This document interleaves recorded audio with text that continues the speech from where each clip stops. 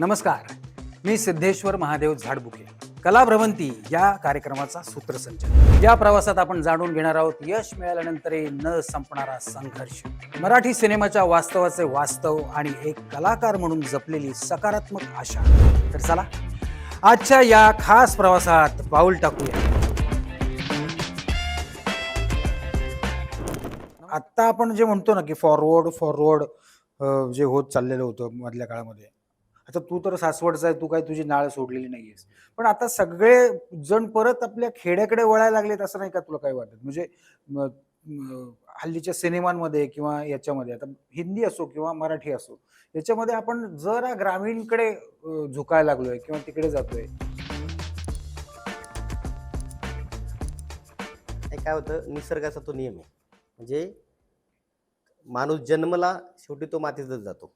तसं कुठली गोष्ट निर्माण झाली, झाड असो काही असो, कचरा, एखादी गोष्ट प्रोडक्ट निर्माण झालं तरी त्याचा कचरा होतो. तसंच ते माणसाची सायकल आहे, जीवनशैलीच आहे ती, की किती आपण मॉडर्न झालो तरी आपल्याला परत मुळाशी जावं लागतं. तशी ती गोष्ट आहे. म्हणजे आपले काय कपडे, आपण साधे कपडे घातल्यानंतर अरे छान राहतोय, आता तू चांगले खूप, म्हणजे ग्लॅमर रंगीबेरंगी कपडे घातले लोक नावं ठेवतात.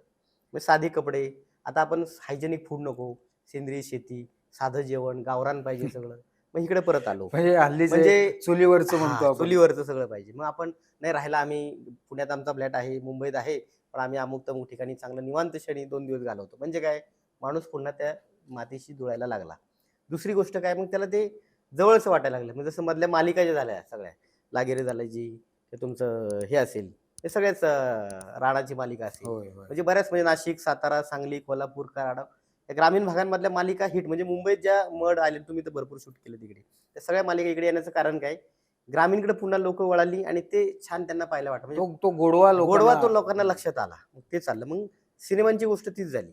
समजा आता मुळशी पॅटर्न जरी आला, तरी त्यातला विषय खूप महत्त्वाचा आहे, कंटेंट महत्त्वाचा आहे, की माती महत्त्वाची आहे, लोकं महत्त्वाची आहेत, संस्कृती महत्त्वाची आहे.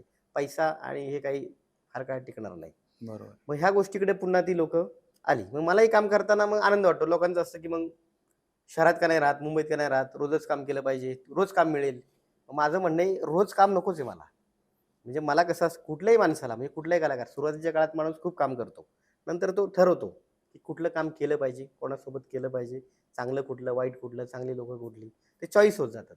म्हणजे मी सुरुवातीच्या काळात जेव्हा मुंबईत गेलो होतो, त्या मॉन्टी दादा म्हणून आहेत. ते आर्ट डिरेक्टर होते, प्लस त्यांच्याकडे जिम इजिप्ट टेक्निशियन भरपूर उपकरणं होती. आणि जागरण नावाचा सिनेमा करत होतो आम्ही. डॉक्टर अमोल कोल्हे होते आणि चांदिवली स्टुडिओत आम्ही सेट लावला होता. उमेश जाधव त्याचे कोरिओग्राफर होते. तर मॉन्टेदारशी एकदा आम्ही सहज चर्चा करत होतो. मग त्यांनी माझं काम बघितलं, आवडलं त्यांना काम. मग ते आपली सहज चर्चा करताना ते बोलले, की "रम के अभी क्या करने वाला है आगे?" म्हणलं, "मैं आऊंगा, बम्बई आऊंगा, कुछ काम करूंगा." तर त्यांचं म्हणणं असं आलं, की "तू देख अभी क्या करेगा, की बम्बई में आके तू छोटा आदमी बनने से अच्छा है, तू छोटे गाव में बडा आदमी बन." म्हणजे ही जी गोष्ट होती ना, म्हणजे ही मला खूप, म्हणजे काहीतरी शिकून गेली. असे नाही, म्हणजे काही लोकं म्हणतात "आईनामके म्हणजे काय? तो सासवडला शूटिंग करेल, पुण्यातच करेल, भोरला करेल." असं नाही. तर त्यांना मुंबईचं जमणार नाही का? महाराष्ट्रात काम करेल का?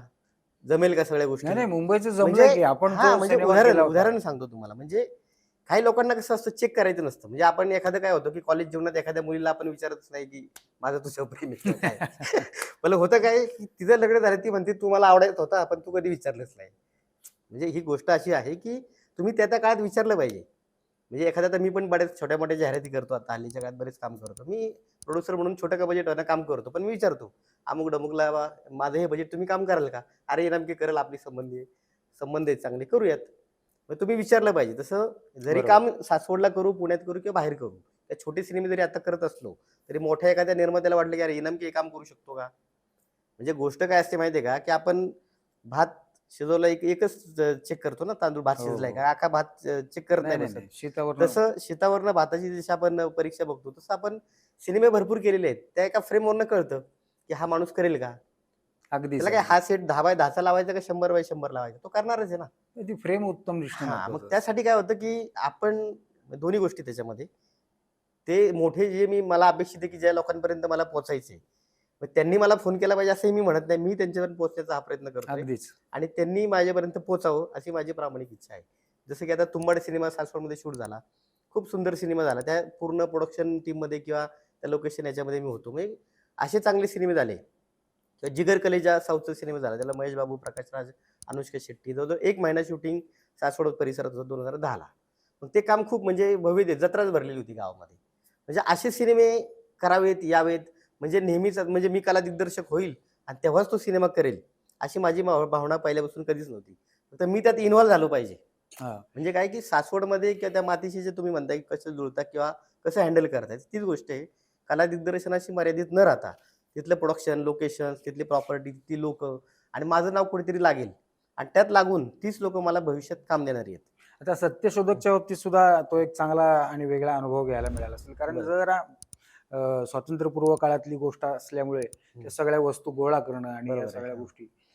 नाही तसंच वेगळी फिल्म म्हणून जेव्हा आपण एकत्रच केलेली आहे पुन्हा गोंधळ पुन्हा मुजरा. बरोबर आहे. हां. त्यावेळेला सुद्धा ती स्मार्ट सिटी उभी करणं आणि या हं. सगळ्या गोष्टी. मग या एवढ्या सगळ्या बजेटचा जेव्हा मुद्दा असतो तेव्हा शंका घेतली जाते का? की म्हणजे की करू शकेल का? हां, होतं ना. बऱ्याच वेळा काय होतं माहिती आहे का, की असं कसं असतं, की आपण नेहमी आता म्हणजे मुळात फिल्म इंडस्ट्रीचं कामच असं आहे, की नेहमी लोकं तुम्हाला रोज नवीन भेटणार आहेत. म्हणजे मला तर ते आवडतं आणि रोज घडतं. त्यामुळे मला उलट ते आवडतं रोज परीक्षा द्यायला. म्हणजे माझं म्हणणं आहे, जे नवोदित कलाकार किंवा लोकं येतात, त्यांनी पण त्या परीक्षेला तुम्ही तयार पाहिजे रोज, की तुमची रोज परीक्षा घेतली पाहिजे. अरे हां, इनामके करेल का? अमुक करेल का? तेव्हा तुम्ही परिपूर्ण होता. थोडक्यात नवीन हां, नवीन आव्हानं आव्हानं मिळणं म्हणजे नवीन आव्हानं गरजेचं. कधी येतात? जेव्हा नवीन लोकं येतात. नेहमीच तेच काम, तीच लोकं आणि तोच पायंडा. मग तिथेही फुली मारली पाहिजे आपण कधीतरी. हां, हां. मग तेव्हा होतं काय, की हे सगळं नवीन लोकं आल्यानंतर मग आपली परीक्षा घेतली जाते. बऱ्याच वेळा त्या लोकांना त्याचाच एखादा रॅपवाला माणूस पाहिजे असतो. पण पहिल्याच फ्रेम जेव्हा लागते, जसं आता उदाहरणार्थ काय होतं, की आम्ही असा हा अतरंगी नावाचा एक सिनेमा करत होतो. अजित शिरोळे त्याचे डायरेक्टर होते पुण्यामध्ये हं, हं. आणि मकरंद अनासपुरेंचं एक शॉट होतं. त्यांची एक छोटी रूम दाखवली होती मी आणि त्यांची पेपरची कात्रणं, त्यांनी नाटकात केलेली कामं अशी मी ती लावली होती आणि त्यांनी सहज चालू असताना अरे म्हणले, "आपल्या सिनेमाचा आर्ट डायरेक्टर कोण आहे?" मग मी दुसरा सेट लावायला बाहेर गेलो होतो. मी धारीला गेलो होतो त्यावेळेस. तर ते मला बोलून घेतलं, की मग मी संध्याकाळी आलो म्हटलं, "दादा मी येतो." "अरे, इतक्या वर्ष होताच कुठं?" म्हटलं, "आता मी आहे करतोय काम." म्हणले, "पुढच्या महिन्यात आपल्याला एक सिनेमा करायचा आहे." त्यांनी मला पुढचा सिनेमा दिला हायवे टच गुंठा मंत्री. नाशिकमध्ये आम्ही शूटिंग हो, केला. हो. तो रिलीज नाही झाला, पण तो केला होता आम्ही. पहिल्याच दिवशी तो सेटअप लावला होता आम्ही. एक दुकान लावलं होतं. त्यावेळेस तिकडे सुरेश सुवर्णा जे कॅमेरामन होते आपले. कॅमेरामन होते. त्यांनी म्हणजे इनाम के क्या बात है! म्हणजे त्यांनी इनाम के इंडस्ट्री जे नाव आणलं ना, ते सुरेश सुवर्णा, सयाजी शिंदे किंवा मकरंद अनासपुरे. हे संदीप मला सगळे म्हणतात. पण इनाम के जो ब्रँड आणला, हो, तर तो हो. यतिकांनी आणलेला आहे. मग त्यांनी काय इनाम के बहुत अच्छा फ्रेम है. गल्लीत गोंधळ पहिला तुम्ही होतेच त्या पिक्चरला. आणि त्या लोकांचं हो, तुझ्यावरचं हो. प्रेम आणि बघितलंय गल्लीत मी आणि गोंधळ, दिल्लीत मुजरा जो पहिला जो होता, मग त्यांनी म्हटलं, की सुरेशजींनी विचारलं मला, की "पहिला हमने एक फ़िल्म किया है, तो दूसरा करने वाला है, तू कहाँ करेगा?" "मेरे गाँव में करो." मग सासवडमध्ये तुम्ही होता त्याला पूर्ण शूटिंग ते आपण केलं. त्याच्यानंतर मग त्यावेळेसच भगवान पाचोरे म्हणजे आमचे छोटे जी भूमिका होती त्या पिक्चरमध्ये. पण त्यांनी मला ते इतकं खूप त्यांना आवडलं माझं काम. ते दुकान जे मी रद्दीचं लावलं हो. होतं नाशिकमध्ये याला. तर तेव्हा ते मला म्हणाले, की "मी जेव्हा पहिला पिक्चर करेल संदीप दिग्दर्शक म्हणून, तेव्हा तुला घेईल." त्यांनी गोट्या नावाचा सिनेमा केला होता नाशिकमध्ये नाशिकमध्ये. आणि त्यांनी मला तो सिनेमा दिला. त्यात पण मी खूप मोठं स्टेडियम किंवा गोटी खेळ छोटा जो गल्लीपासून तर पार ऑलिम्पिकपर्यंत म्हणजे अशी छोटी गोष्ट आहे ती. पण ते छोट्या गोष्टीचा आम्ही मोठं एक सेटअप बनवला होता तो. चांगला सिनेमा झाला होता. म्हणजे तुम्हाला याच्यामध्ये म्हणजे कुठला माणूस कधी काय काम देईल, कुठलं काम तुम्हाला कामाने काम मिळेल, हे तुमचं प्रामाणिक काम, सातत्य किंवा कोण तुम्हाला ऑब्झर्व्ह नेहमी जे मगाशी म्हणालो मी, की तुम्हाला नेहमी लोकं ऑब्झर्व्ह करतात. अगदी. तुम्ही ते काम करत राहिलं पाहिजे, असं मला वाटतं. तर आता हा जो सिनेमा आहे, मराठी सिनेमा, तर याच्याकडे मराठी प्रेक्षक जो आहे, तो जातो का? म्हणजे तेवढा जातो का? किंवा त्याचं भावनिक नातं त्याच्याशी तेवढं आहे का? किंवा मग आपले पत्रकार किंवा मीडिया हे सगळे आपल्या मराठी सिनेमाला उचलून धरतायत का? किंवा धरत नसतील तर का धरत नाहीयेत? या सगळ्या गोष्टींचा काय विचार करतोस तू? आता काय होतं, की मी आता सह्याद्री वाहिनीपासून सगळे सिनेमे पाहत आलो. लक्ष्मीकांत बेर्डे असतील, महेश कोठारे, अशोक सराफ ते असतील किंवा बाकी इतर हिंदी सिनेमे. ते पाहताना पहिले जुने सिनेमे गेले, आतापर्यंत आलोय आणि होतं काय, की मराठी प्रेक्षक का जात नाही किंवा मराठी सिनेमा चालत नाही, हा नेहमीचाच प्रश्न आहे. म्हणजे सगळ्या फिल्म फेस्टिव्हल असो, म्हणजे फेस्टिव्हल बाजूला राहतो आणि चर्चा तीच होते, की मराठी फिल्म का चालत नाही? कारण ती चर्चा झालीच पाहिजे. पण त्यात होतं काय, जबाबदार कोण याला? म्हणजे आपण एकत्र जबाबदार असतो. म्हणजे उदाहरणार्थ काय होतं, की निर्माते प्रत्येकाला काय होतं, की कथेचा जे नेहमी मगाशी बोललो मी, की कथा तुम्ही निवडताना बऱ्याच वेळा चुकली जाते किंवा निर्माते भरपूर आहेत, सिनेमे भरपूर आहेत. म्हणजे एकाच वेळेस आठवड्यात 5-5 सिनेमे येतात मराठी आणि हिंदी सिनेमा हा प्लॅनिंग करून येतो. 3 महिन्यांनी येतो, 4 महिन्यांनी येतो. चांगला मोठा सिनेमा, छोटा म्हणत नाही मी. मग हे करताना मग आपण प्रोड्युसर किंवा आपली जी टीम आहे, मग ते खूप सिनेमा का करतात? म्हणजे माझं म्हणणं होतं समजा 10 प्रोड्युसरांनी एक 4 सिनेमे केले, 2 सिनेमे केले. म्हणजे 2-2 कोटीचे 10 सिनेमे करण्यापेक्षा मी म्हणेल 10-10 कोटीचे किंवा 20-20 कोटीचे एक 2-3 सिनेमेच करावेत. म्हणजे समजा कला दिग्दर्शक जरी 4-5 असेल तर मग माझी तयारी आहे. 2-3 कला दिग्दर्शक मिळून पण एक मोठा सिनेमा करू शकतो. मलाही ते आवडेल करायला. पण ह्याला संघटन जे मगाशी जो विषय होता. इथे पण संघटन दिसून येईल. मग त्यात काय होतं की थिएटरला गेल्यानंतर आपली फॅमिली असते. मग त्याच्यामध्ये सिनेमांचे 10 ऑप्शन असतात. साऊथचा असेल, हिंदी असेल, तिकडे हॉलिवूडचा असेल, डिझनीचा कुठला सिनेमा असेल. मग त्यात मराठी आपला म्हणजे काय भावना प्रधान म्हणजे आपण ते म्हणतो सगळं छोटंसं बजेट, अमुक-तमुक आणि ते मग त्याला ते लोकांना ते नेहमीच म्हणजे मराठी सिनेमांचे बऱ्याच वेळा व्यथाच असतात जास्त. पण त्यात एक उपप्रश्न पण आहे संदीप. हं, हं.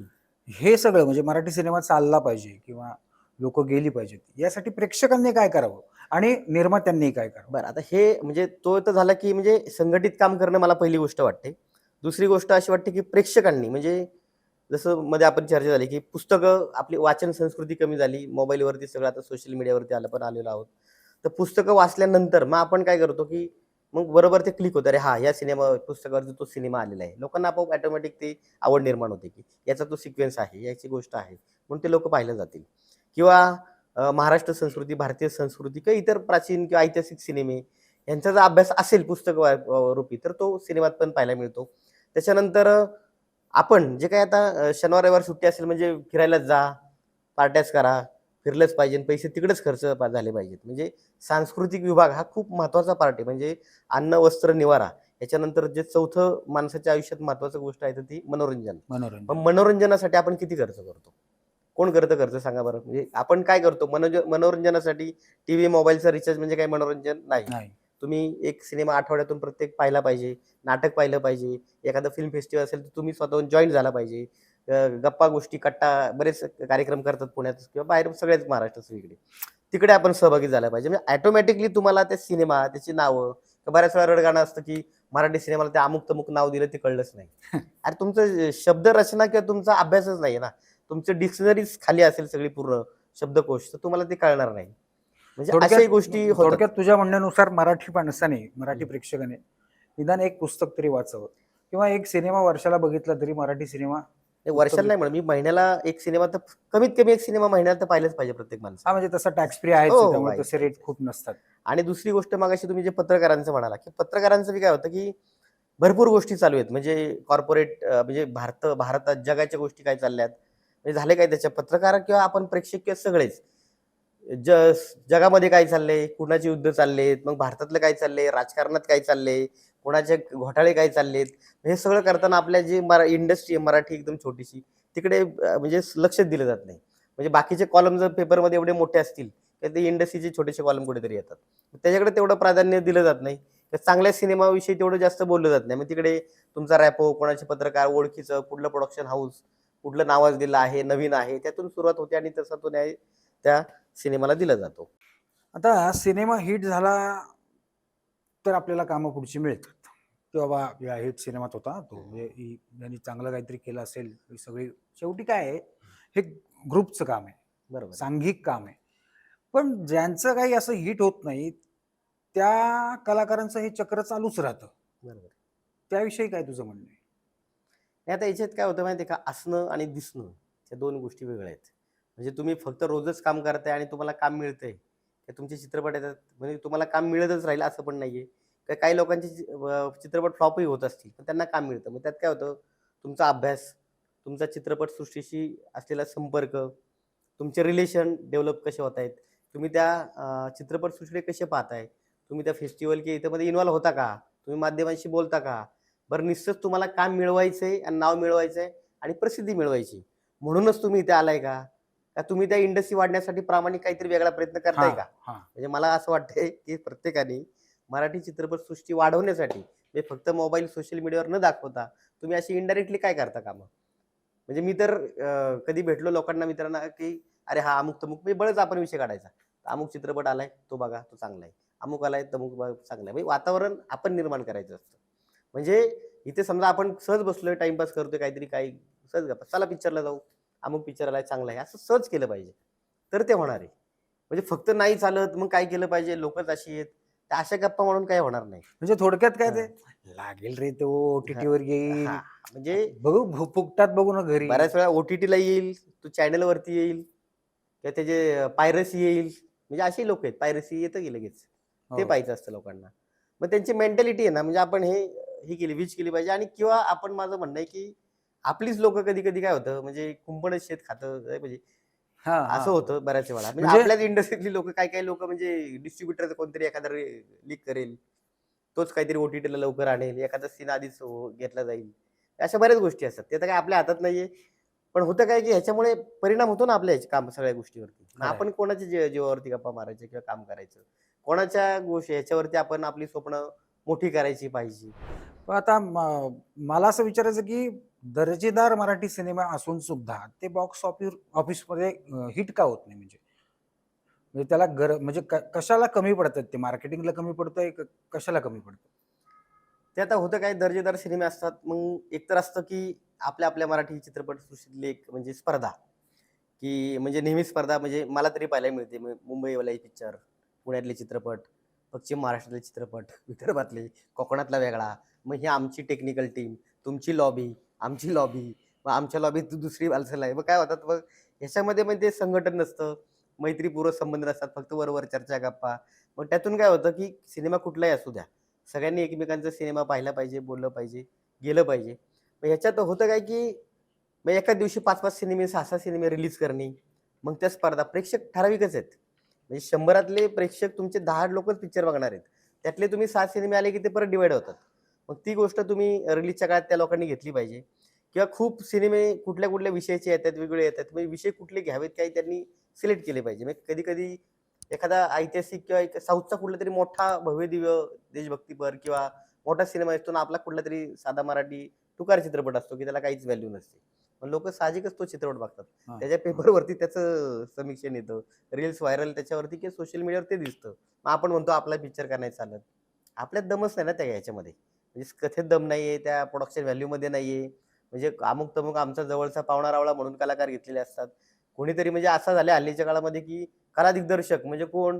डायरेक्टरचा कोणतरी भाऊ, मावस भाऊ त्याचंच नाव लागलं जातं कला दिग्दर्शक. हो, हो, म्हणजे हो. ते का? म्हणजे तुमच्याकडे पैसा आहे, तुमच्याकडं ताकद आहे म्हणून तुमची घरातलीच नावं लावणार का सगळीकडे? कॉस्ट्यूम डिझायनर, डायरेक्टर तेच, कॉस्ट्यूम डिझायनर तेच, अमुक तेच. ते कशासाठी? मग तुम्ही हे म्हणजे त्यात काय होतं, की क्रेडिट सगळीकडेच क्रेडिट घेतलं पाहिजे का सगळ्यांनी? मग ते कुठेतरी मीपणा किंवा मग कुणी पण त्यांनी कमी केलं पाहिजे आपल्या इंडस्ट्रीतल्या लोकांनी नाही पण थोडंसं. या सगळ्यामध्ये ज्यावेळेला तो सिनेमा चालत नाही, तेव्हा निर्मात्याला तर फरक नक्कीच पडतो, दिग्दर्शकाला पडतो, कला दिग्दर्शकालाही फरक पडतो. तर त्याचे परिणाम म्हणजे काय होतात मनावर? मनावर परिणाम होतात. कारण होतं काय, की आज जरी मी म्हटलं, की माझे 50 चित्रपट झाले. कुठले, कुठले झाले? तर मी ठराविकच 4-5 नावं सांगतो. हां. का? जसं आपण एकत्र पुन्हा गोंधळ, पुन्हा गोंधळ केलेला आहे. असे बरेच सिनेमे आहेत, की ज्यांची नावं घेतो मी नेहमी. कारण ते माहिती आहेत, जी टीव्हीवर दिसतात. लोकांना माहिती. काही सिनेमे आले आणि गेले. मग ते सांगूनच चालत नाही. होते सिनेमे चांगले. 2-2, 3-3 कोटी रुपये खर्च केले. पण ते काय होतं लोकांपर्यंत पोहोचलेच नाहीत. मग त्यात माझंही काम नाही पोहोचलं. मग ही कुठेतरी भावना मनाला दुःख देणारी आहे, की आपले सिनेमे पोहोचले नाहीत. बॉक्स ऑफिसवर चाललेच नाहीत. किंवा काही सिनेमे फक्त फेस्टिव्हल पुरते मर्यादित असतात. म्हणजे तुम्हाला सांगतो 2008ला मी सर्कस नावाचा एक सिनेमा केला होता. रणजित गुगळे त्याचे कार्यकारी निर्माते होते. अजय सिंग त्याचे डायरेक्टर होते. तो सिनेमा इतका सुंदर झाला होता. पण काही तांत्रिक अडचणी किंवा पुढे निर्मात्याच्या अडचणीमुळे तो सिनेमा काही आजही प्रदर्शित झालेला नाही. म्हणजे माझं एवढं स्वप्न होतं त्या चित्रपटाविषयी, की हे पिक्चर रिलीज झाला तर मला खूप कामे मिळतील. अशी ती गोष्ट झाली होती. तर तो काही सिनेमा रिलीज झाला नाही. अशामुळेही बऱ्याच वेळा काही पिक्चर रिलीज होतच नाहीत. काही झाले तर थोडक्या प्रमाणात होतात, लोकांपर्यंत पोहोचत नाहीत. ह्या हां, सगळ्याचा परिणाम हा सगळ्या टेक्निशियनवरती होत असतो म्हणजे नेहमी. इथे तो मगाचा आपला जो मुद्दा होता तो, हं. की काम केल्याचं समाधान आहे, पैसा मिळतोय, पण ते काम दिसलं नाही तर काही हां, मजा नाही. बरोबर आहे. हं. तोच मुद्दा आपला जो बरोबर आहे, मगाशी बरोबर होता. आहे. पण हं. या सगळ्यामध्ये आता मला आणखी एक असा प्रश्न विचारावा वाटतो, की हिंदी असू दे किंवा साऊथ असू दे, पंजाबी इंडस्ट्री असू दे, यांना असा एक बजेट आणि या सगळ्या गोष्टींचा उत्तम कॅनव्हास असतो. तसं मराठीमध्ये होत नाही. मग त्याला भाषेची अडचण आहे की कशाची? भाषेची अडचण आता कसं होतं, की पहिलेच पिक्चर हिट झालेत म्हणजे असं मी म्हणणार नाही सगळेच पिक्चर हिट हे होतात म्हणजे फ्लॉप होतायत किंवा चालत नाहीत बॉक्स ऑफिसवर. ठराविक चालतात म्हणजे तसे बोटाइतक्या म्हणजे वर्षातले 2-3 सिनेमेच चालतात मराठी. बाकीचे सो-सो असतात. त्यात पण कसं असतं आपले पाहुणेरावळे घेऊन जा पिक्चर बघायला. आपणच प्रीमियर शो अरेंज करा. आपणच लोकं घेऊन जा. म्हणजे खरी वास्तवता सांगतो. आणि ते हाऊसफुलचे बोर्ड म्हणजे ते खोटं-खोटं होतं ना. खरं खरं कधी होणार आहे ही गोष्ट? जेव्हा स्वतःहून प्रेक्षक येईल, कुठलीही जाहिरात जास्त न होता की त्यांना ते स्वतःहून माउथ पब्लिसिटीने लोकं येतील, तेव्हा तो पिक्चर हिट झाला असं आपण म्हणेल. आणि त्या गोष्टीची गरज आहे. कारण होतं काय की आता नेहमी आता स्पर्धा म्हणजे किती काही झालं तरी साऊथ हे की त्यांना बजेट मोठे लावले जातात. ती मोठी इंडस्ट्री आहे. आपली असू दे छोटी, पण ती टिकवली तरी पाहिजे ना. आत्ताच्या काळामध्ये माझं असं म्हणणं आहे की मराठी चित्रपटसृष्टी कमीत कमी टिकवली तरी पाहिजे. तुम्ही बरोबर आहे. मोठं वाढवू-बिढवू ते आपण नंतर बघू. तर तुम्ही आता काय करा, फॅमिली पिक्चर तरी पाहायला जा. मुळात प्रेक्षक तयार करा, असं माझं म्हणणं आहे. पण आता आपण बघतोय की आपल्या या सगळ्या आत्ताच्या ओ-टी-टीच्या प्लॅटफॉर्मवर हं, हं, हं. वेगळ्या भाषेचे सिनेमे येतात किंवा एकाच वेळेला 3-3 सिनेमे रिलीज होतात. पण या सगळ्यामध्ये मराठीला एक कोपरा देखील मिळत नाही. अ, या अनदेखीबद्दल काय म्हणावं वाटतंय? म्हणजे आता मला तर मग असं वाटतं, की मराठी भाषा ही टिकली पाहिजे. त्याची दर्जा, अभिलाषा ते सगळं चालू आहे. आपलं मराठीचा दर्जा दिलेला आहे. मग मराठी भाषेचा मग सिनेमे चांगल्या पद्धतीचे म्हणजे परत ते चाललं, की बजेटचा विषय आला. मग तुम्ही खूप सिनेमे न करता म्हणजे काही लोकांचं असतं, मी वर्षाला 2 सिनेमा नका करू, एकच करा. चांगला करा. मोठ्या प्रमाणात करा तो किंवा त्याकडे फक्त बिझनेस म्हणून बघू नका. मग त्याकडे कलाकृती म्हणून पण पहा. काही लोकं असतात, की आम्ही एक सिनेमा केला, बुडलो, मग आम्ही आता काही पिक्चर करणार नाही. आणि मी नाही करणार, पण 10 लोकांना आम्ही सांगतो, की सिनेमा लाईनमध्ये लोकं फसवतात, असं करतात, तसं करतात. आम्ही पिक्चर लोकं म्हणजे आपलीच लोकं आपल्या इंडस्ट्रीची बदनामी करतात. असं बऱ्याच वेळा होतं. मग तुम्ही अर्धवट ज्ञानाने आलात, अर्धवट काम केलं आणि ते पूर्ण ते 10 प्रोड्युसर करणार होते, त्यांना मी तुम्ही गप्प बसवलं. म्हणजे अशी हां, माझ्या म्हणजे समोरची उदाहरणं बरीचशी आहेत. बरोबर आहे, की असं आहे. अर्ध्या हळकुंडानं पिवळी हां, असलेली म्हणजे होतं माणसं काय, की तुम्हाला चित्रपट करायचा आहे, तर तुम्ही त्याचं पूर्ण ज्ञान घ्या ना अगोदर. मग त्यात आपला एखादा डायरेक्टर असतो, की त्याच्या नावावर तो चित्रपट लागण्यासाठी मी तुम्हाला अर्ध्या बजेटमध्ये 20-25% पिक्चर करून देतो. तर त्याचं नाव नाही म्हणजे म्हणजे थोडक्यात असं चुकीचं केलं थोड नाही पाहिजे. थोडक्यात ओ-टी-टीच्या कुठल्यातरी कोपऱ्यामध्ये आपण बसणं गरजेचं जे आहे म्हणतोय आपण. बरोबर आहे. पण या सगळ्या ओ-टी-टीच्या या आता जे चालू आहे ओ-टी-टीला सगळे पर्याय उपलब्ध झालेले हं, आहेत वेगळे, हं. वेगळे, वेगळे. हे खरं तर शाप आहे की वरदान आहे? नाही आता काय होतं, की मी म्हणेल तो आता शाप वरदान असं दोन्ही कुठल्याही नाण्याला 2 बाजू असतात मी असे म्हणेल. नाण्याला 2 बाजू आहेत. तसं याला पण आहे. कुठलेही म्हणजे आपण जसं म्हणतो, की आता ओ-टी-टी म्हणजे तुमच्याकडे हं. म्हणजे जसं आमच्या त्यावेळेला असं होतं की दूरदर्शन शाप की वरदान. हां, हां, हां. त्याच्यानंतर मोबाईल शाप की वरदान, हां, हां. इंटरनेट शाप की शाप किंवा वरदान. तसं आता हे झाले ते. तसंच ओ-टी-टी हे आपल्या इंडस्ट्रीला शाप की वरदान. नाही, नाही शाप की वरदान म्हणजे मी ते शापच म्हणेल त्याला. कारण झालंय काय माहिती का? आता आपण म्हणतो की विविध माध्यमे आली, ओ-टी-टी आला. बरं ओ-टी-टीवर माणूस एक तर माणसाचं शेड्यूल असं झालंय, तो सकाळपासून रात्री 10-11 वाजेपर्यंत कामात व्यस्त, फॅमिलीत बिझी असतो. तो रात्री एक ओ-टी-टीवरती एपिसोड लोकं 2-2, 3-3 दिवस थोडे बघतात. मग त्यांचं म्हणणं मग तुम्ही पिक्चरला कोण जाणार? 3 तास पिक्चर पाहायचा, 2 तास पुण्याला यायला-जायला घालवायचे किंवा 3-4 तास जातात. मग त्या ओ-टी-टीकडे वळलं जातं. मग त्याच्यामध्ये मग मराठी सिनेमा का हरवतोय? मग त्याला काय होतंय जगभराच्या गोष्टी म्हणजे माझं म्हणणं काय की मराठीचा जो कॅनव्हास आहे म्हणजे ओळख आहे. म्हणजे आपण असू द्या, साधी गोष्ट असू द्या आपली. पण त्याचं प्रेझेंटेशन, त्याचं मांडणी, त्याची त्या ऑडियन्सपर्यंत म्हणजे ते ग्लोबल व्हायला पाहिजे. म्हणजे मराठी सिनेमा ग्लोबल होत नाहीये. तो फक्त मर्यादित राहतो विषयांपुरता, त्या भाषेपुरता, त्या आपल्या भौगोलिक परिस्थितीनुसार किंवा त्या ठराविक एरियापुरता मर्यादित राहतोय. तर असं व्हायला नाही पाहिजे. आता चित्रपटसृष्टीचं बऱ्याच जणांना आकर्षण असतं. म्हणजे फार पूर्वी तर तसं नव्हतं, की त्याला अगदी वाळीत टाकलेलं जात होतं. पण आत्ताच्या काळामध्ये मात्र माझा मुलगा, माझी मुलगी हे करते हां, ते करते हां. अगदी 6 महिन्याच्या पोरीपासून सगळ्यांचे Insta अकाउंट असतात आणि रील असतात. त्याबद्दल लोकांना असं म्हणजे ग्लॅमरस दुनिया, प्रसिद्धी, पैसा सगळं काही आहे. इथं काय कमी नाहीये कशालाच असं वाटतं आणि म्हणून या क्षेत्राकडे येण्याचा प्रयत्न करणारी खूप तरुण पिढी आहे. तर त्या नवोदित कलाकारांना काय सांगू शकाल? म्हणजे त्यांना उत्तम असा प्लॅटफॉर्म मिळण्याची गरज आहे किंवा गाईडन्स असे मिळतात का? किंवा मिळावे कसे? याबद्दल तुम्ही काय सांगू शकाल आणि तुम्हाला काय वाटतं त्याबद्दल? आता याच्यात काय होतं, की प्रत्येक कलाकाराचा कल कुठल्या बाजूला आहे. म्हणजे समजा ॲक्टिंग असेल, गायन असेल, सिंगिंग असेल किंवा कला दिग्दर्शन, साउंड कुठल्या वेगवेगळ्या डिपार्टमेंटचा. मग हे कलाकार येताना मग त्यांनी मनापासून त्यांना काम करायचं आहे का? किंवा चंदेरी दुनिया आहे. ते लोकं तिकडे नाव मिळतं, पैसा मिळतो, प्रसिद्धी मिळते, लोकं बॅनर लागतात, झगमगाट दिसतो किंवा फक्त प्रसिद्धीसाठी त्यांनी येऊ नये किंवा आल्यानंतर मग त्याचा डिटेल अभ्यास केला पाहिजे. ही गोष्ट कशासाठी आहे आणि कमी वेळात म्हणजे काय होतं अर्ध्या अळकुंडाने पिवळे जसं आपण म्हणतो. वाह! वाह! म्हणजे ते अर्ध्या अळकुंडाने पिवळे झालेले लोकं जास्त काळ टिकत नाहीत. म्हणजे कमी वेळात मिळालेलं यश हे फार काळ माणसाच्या आयुष्यात टिकत नाही. त्याला तो संघर्ष हा मनापासून करावा लागतो आणि तो जिद्दीने ते चिकाटीने केलं पाहिजे. म्हणजे आज काम केलं तर बऱ्याच वेळा असं होतं आपण काम करतो, यश मिळत नाही. मग बरेच लोकं नाराज होतात. की इतक्या वर्ष मी काम करतोय, माझं नाव होत नाही किंवा पैसा मिळत नाही, प्रसिद्धी मिळत नाही. मग तिकडे आपण हरून जाता कामा नये. ते सातत्य कामाचं आपण ठेवलं पाहिजे. आज ना उद्या कधीतरी ते काम येईल. किंवा मग आपलं कुठं चुकतंय याच्याकडे पण लक्ष हां, द्यायला म्हणजे पाहिजे. तसं की चुकतंय काय आपलं, की जर आपण नेहमी चर्चा करतो, की बऱ्याच वेळा मी तुम्हाला फोन करतो, की काय चाललंय, गोष्टी कशा झाल्यात किंवा आपण एक मित्रमंडळी चांगले जवळचे असतात. चर्चा केली पाहिजे, की आपलं काय चुकतंय का? इंडस्ट्रीत काय चालू आहे? मग आपण कुठली गोष्ट केली पाहिजे. आपल्यात काही समजा चुकीच्या गोष्टी असतील त्या काढून टाकल्या पाहिजेत. नवीन अपग्रेड काही केलं पाहिजे किंवा नवीन लोकांना भेटलं पाहिजे. चांगले-चांगले सिनेमे, पुस्तकं वाचून त्याच्यावरती काम केलं पाहिजे आणि वरवरची जी काही माया असते किंवा ग्लॅमर असतं त्याला जास्त भाळवून चालणार नाही. थोडक्यात तुझं म्हणणं कष्ट असं आहे, की केले त्यांनी पाहिजेत. हं, कष्ट केले पाहिजे, त्याचा अभ्यास केला पाहिजे. हं. आज जवळ-जवळ 23 वर्ष तू या इंडस्ट्रीमध्ये आहे. तू सुद्धा हं. असा काही झटकन त्या पोझिशनला गेलेला नाहीये. हं. त्याच्यामागे तुझे अपार कष्ट आहेत. मी स्वतः बघितलेलं आहे, मला माहिती आहे त्यामुळे म्हणतो, की तसंच तुला या मुलांना पण तेच सांगायचं आहे, की एका झटक्यात कोणी तूप खाऊन रूप येत नाही असं म्हणतात. बरोबर आहे. तसं एका झटक्यात किंवा अ, एका सिनेमामध्ये तुम्ही पटकन वरती जाल. तर ते एखाद्याच्या नशिबात चुकून-माकून ते होतं. ते सगळ्यांच्याच बाबतीत होतं असं समजू नका. असं काही तुझं म्हणणं आहे का? बरोबर आहे, की सातत्य माझं म्हणणं आहे, की चिकाटी ठेवा. तुम्ही स्वतःशी प्रामाणिक राहा. प्रामाणिक प्रयत्न करा. स्वतःला फसवू नका. तुम्ही स्वतःला फसवला तर सगळ्या दुनियेला तुम्ही फसवलेला असता. त्यामुळे स्वतःशी प्रामाणिक राहणं, चिकाटी ठेवणं, अभ्यास करणं, संघर्ष करणं, यश अपयश येईल, मान-अपमान सहन करावे लागतील किंवा खूप काही काम करून पण काही मिळणार नाही. बरेच तुम्हालाही माहिती आहे, की बरेच कलाकार, टेक्निशियन खूप काम करूनही त्यांचं कधी म्हणजे वयाच्या 60 पर्यंत पण नाव होत नाही. मग ते कधी हारलेले नाहीत. म्हणजे मी बऱ्याच वेळा पाहिले किंवा काही लोकांना छोटंसं काम मिळतं, एखादी छोटा सिनेमा मिळतो. एका सिनेमात ते हिरो-हिरोईन होतात. पण पुढचे 10 वर्ष काही दिसत नाहीत. एखादा कलादिर्शक दिसतो, टेक्निशियन दिसतो, दिग्दर्शक, परत काही तो दिसत नाही. म्हणजे काय मग तो जास्त हट्टी झालाय का? जास्त त्याला अहंकार आलाय का? ह्या गोष्टीचा पण त्या लोकांनी सगळ्यांनी विचार करणं मला वाटतंय गरजेचं आहे.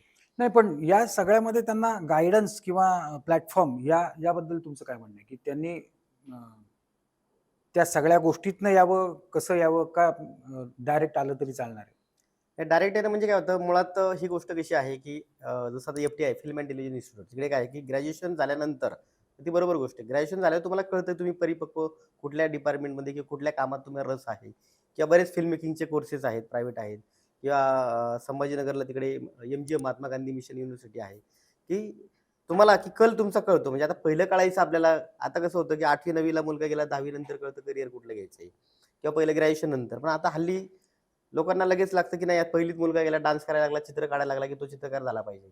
लगेच असं झालं पाहिजे. तर लगेच त्याला बंधनात पालक अडकवतात. तर माझं असं म्हणणं आहे थोडं व्यक्त व्हायला वेळ हां, द्या. हां. थोडंसं त्याला गाऊ द्या, डान्स करू द्या, बाकीच्या गोष्टी करू द्या. हे सगळं झाल्यानंतर मग नंतर त्याला की मग त्याचे कोर्सेस असतात. शिबिरं घेतली आता उन्हाळी शिबिरामध्ये. बरेच दिवाळीमध्ये उन्हाळी शिबिरात महिन्यामध्ये त्याचं हे केलं, शिबिरामध्ये त्याचं हे त्याला संधी मिळू द्या चांगली. त्याच्यानंतर त्याचं वाचन, अभ्यास ठेवू द्या. त्याला जे आवडते ते वलय तयार करा. तशी मित्रमंडळी गोळा करा. जसं आता उदाहरणार्थ काय होतं, की मी राहतो सासवडला, पुण्या मुंबई सगळीकडे काम करतो. पण माझं वलय माझ्या आवडीच्या लोकांच्या बरोबरच असतं किंवा कामाच्या बरोबर लोकांची असतं. कारण तो संवाद ती लोकं तुम्हाला त्या इंडस्ट्रीत टिकवते. दुसरं काहीच काम नसेल महिनाभर, तर ती कोण टिकवणार तुम्हाला? तुम्हाला एकटेपणा जाऊन कोण देणार नाही? तुमच्या भोवतालची लोकं. हं, तर हं. ती कामं, की ती चर्चा. तर तुम्ही ते वातावरण निर्मिती कायम घरात ठेवली. जसं एखाद्या संगीतकाराच्या घरात कायम संगीत, गाण्या, मैफिली चालू असतात. चित्रकारांच्या घरात नेहमी पेंटिंग्स, चर्चा किंवा भिंती रंगलेल्या असतात. तसं कलाकार, सिनेमावाल्यांच्या घरामध्ये त्या गोष्टी, पुस्तकं, फेस्टिव्हल, येणं-जाणं लोकांचं. म्हणजे आता आपण नुसतंच मोबाईलवर, सोशल मीडियावर काहीतरी पोस्ट टाकून तुम्ही फेमस झाला आणि लोकं तुम्हाला लक्षात ठेवतील अशी गोष्ट नाहीये ती. लोकांनी परत त्या मुळाशी गेलं म्हणजे पाहिजे. सातत्य आणि टिकणं या हो, सगळ्या हो. गोष्टीची सांगड आहे इथे. बरोबर आहे. हं.